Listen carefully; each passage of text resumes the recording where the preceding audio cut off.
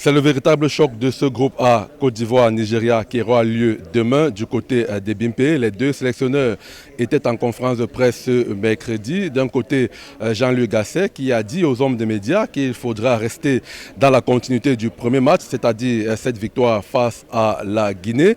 Il y a eu des imperfections, certes, mais ils ont eu 4 jours pour préparer ce match choc contre le Nigeria. Fils Noé Conloc, journaliste basé du côté de la France, vous avez suivi Jean-Louis Gasset en conférence de presse. Il faut rester sur la continuité du premier match, corriger les imperfections et permettre donc à cette équipe de scorer davantage face au Nigeria qui ne sera pas facile demain. Oui, effectivement, on retient très rapidement que le coach a dit qu'il joue à domicile. Il fallait évacuer comme ça la pression du premier match, ce qui n'était pas chose facile.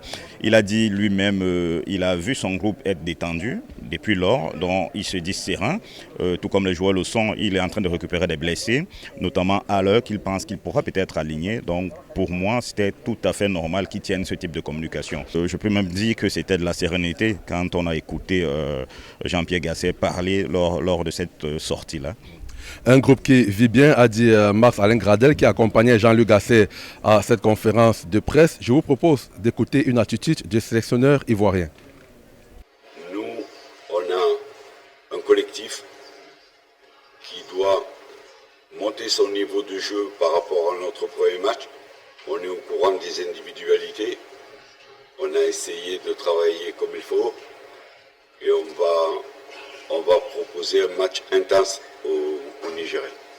En face, on l'a dit, les Super Eagles gonflés à bloc, piqués au vif lors de leur entrée parce qu'ils ont été tenus en échec par le Zalan national de la Guinée équatoriale. José Peseiro était en conférence de presse accompagné de son défenseur Ekong. Il va s'agir également de gommer cette contre-performance enregistrée par les Super Eagles d'entrée de cette poule à Fils Noé Conloc. Est-ce qu'on peut voir Nigeria revenir après l'échec, on va le dire comme ça, du premier match? Oui. Le coach il est clair et net dans ses déclarations. Il a dit qu'ils ont été pas très peu efficaces devant. Il souhaite effectivement que ce soit le cas et c'est ce qu'ils vont faire. C'est ce qu'ils vont faire. Donc rendez-vous demain à 17h à Ebimpe, 18h du côté de Bepanda, Omnisport pour le match Côte d'Ivoire-Nigeria. En direct de la salle de conférence du centre principal des médias, Carlos Minoué, Achel Kamga, Equinos Télévision.